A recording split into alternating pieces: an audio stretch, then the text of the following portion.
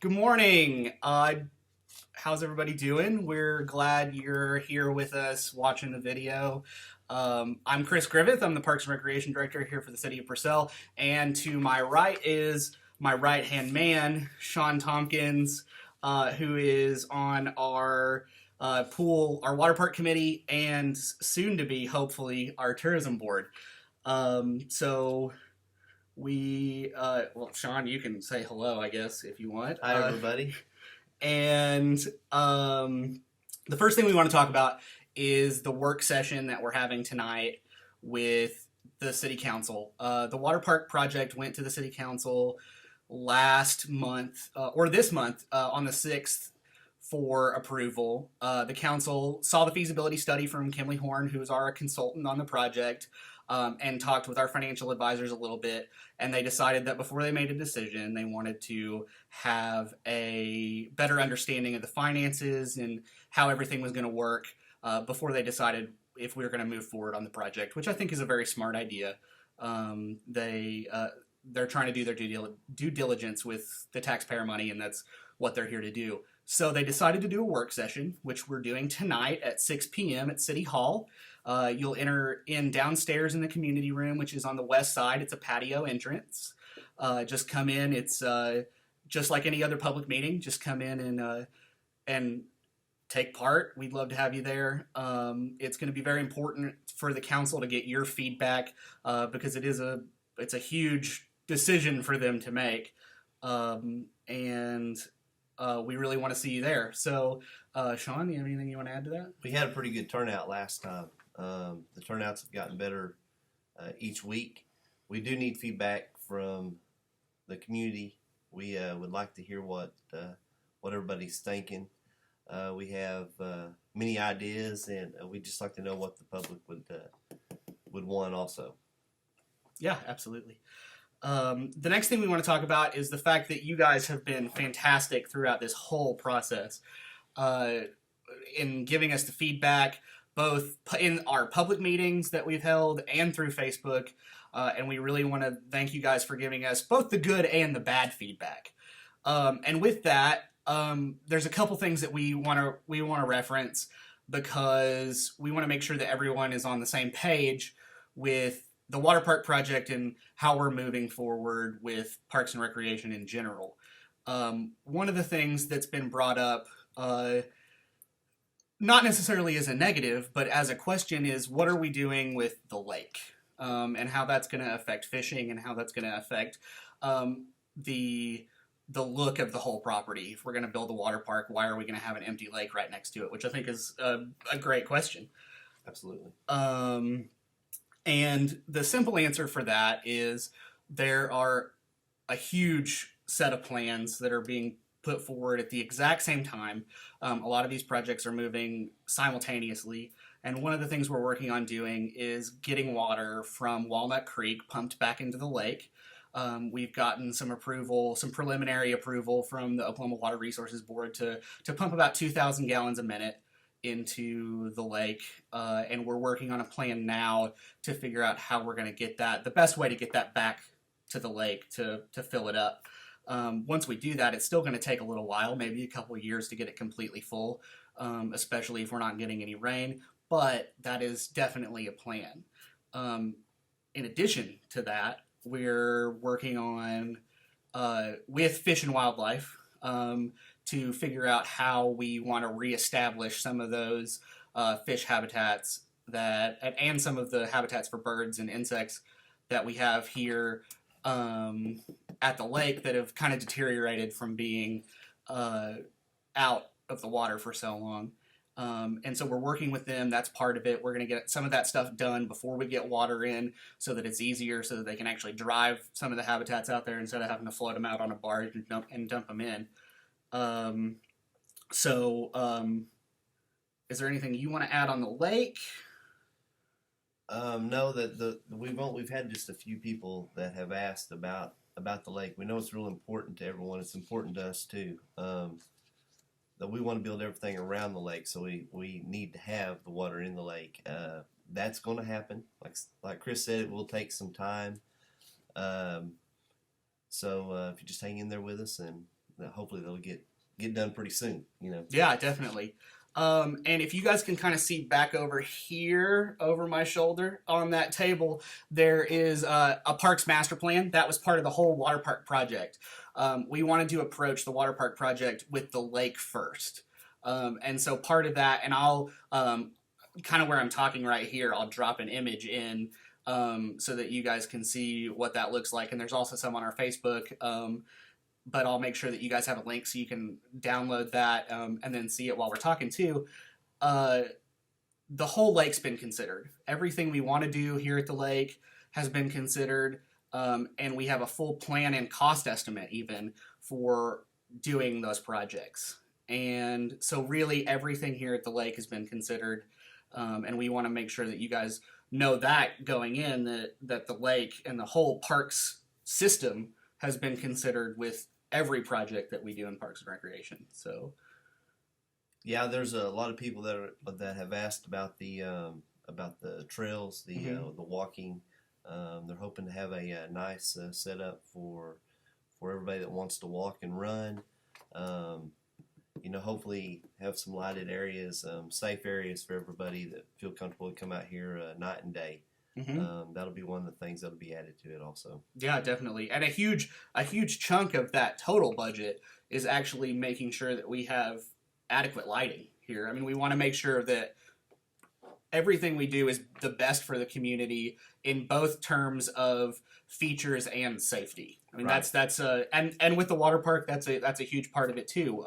The pool we've got now is not unsafe, but with modernization in design and an approach to aquatics, building something new means that in turn it's going to end up being safer. So so safety is really something we focused on as well. So one of the other things that people have brought up that is not uncommon in a community like this. I grew up in Lindsay, so a small community. You grew up here in Purcell, yes. So is people wonder why anyone would want to come to Purcell for recreation. And that's a common thing. But we like to think, and I know that you feel pretty much the same way, that Purcell doesn't have to be a bedroom community. People don't have to just sleep here and go to Oklahoma City for their recreation. I think that we can provide that here for the citizens and the surrounding area. We serve a large community, not just Purcell, Lexington, Wayne, Pauls Valley. I mean, even down the Pauls Valley, Elmore City. Mm-hmm. I get a lot of feedback from people that are down in even Wynnewood, the surrounding towns down in the south. They love to come to Purcell for many different reasons. We have a lot of things for the surrounding towns that we get good feedback from. Yeah. Going to having things to do in Purcell's would be huge for the whole town. There are so many people that have younger kids in this town that want a place to go. The cost is so much better than going to Oklahoma City, driving, the parking, the food. You're there all day long. You can come to Purcell. We have things around the water park that's going to be great. We have a beautiful golf course. Which is hosting the state golf tournament, actually, in a couple weeks. So, I mean, a world-class golf course. And we have nice things around. We have a nice Walmart. We have eating places that are close, that are around. It's easy on, easy off on I-35. So there's so many positives out there.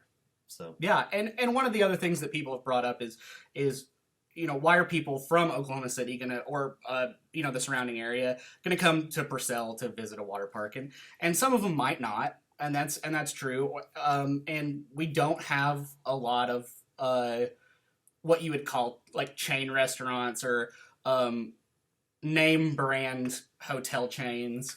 Some of those things, though, can come along with an increase in tourism. Absolutely, it's a big thing. We can't grow if we don't start somewhere. The baseball and softball fields are going to be excellent. They're going to be excellent Mhm. for this town. We'll have many teams come in from other states that's going to play softball eventually here and baseball. They will come to the water park and use the water park. I've had some people from Purcell tell me that they went to other towns to play softball, and they've ended up going to their water parks, going to their Walmarts and buying clothes, bathing suits and stuff like that. So it's just we're not going to be able to grow unless we go out and do the softball and baseball and the water park and the stuff we want to do around the lake. Yeah, absolutely. And one of the things that you can see, before I came here, I was working in Yukon, and before that, Clinton. I've kind of bounced all over the state. And one of the things you see though from the metro is that the current suburbs, the places that people really think about as suburbs, Mustang, Yukon, Norman, they're all essentially reaching the limits of where they can reasonably expand. And so eventually there's going to be young families like mine, Right. that are going to be looking for a place to go. The traffic in Mustang is atrocious. I drove from Yukon to here for the first year that I worked here, and the traffic was a nightmare getting through Mustang to Yukon.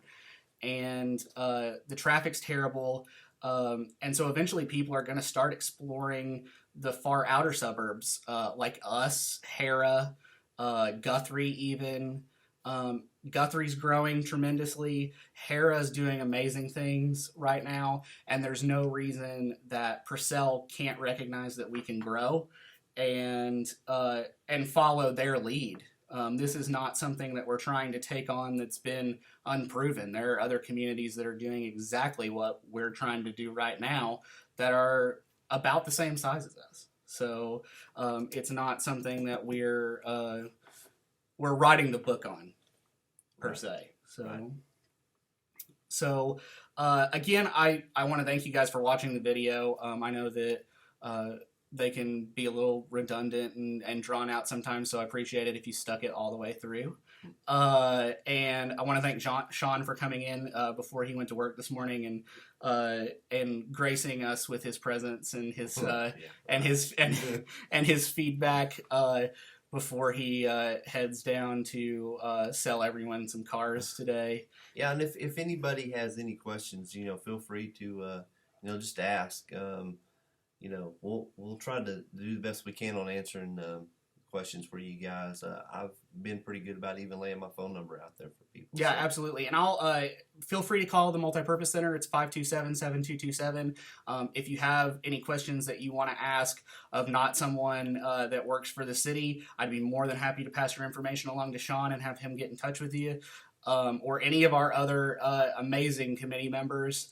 I'm sure they'd be happy to talk to you and give you their feedback because they've worked really hard on all these projects, the lake project and the Waterpark project to get it to where we're at now. So I want to remind you guys again that we've got the work session tonight at 6 p.m. Downstairs at City Hall. Come through the patio entrance on the west side. We really would like to see you guys out there and get your support, or even your negative feedback is good. I mean, we're out here doing this for the community. If it's not what's right for the community, we need to hear that. And so we appreciate the negative feedback as well, because it helps us kind of evaluate our position. So with that, I want to see if Shawn's got anything else he wants to add.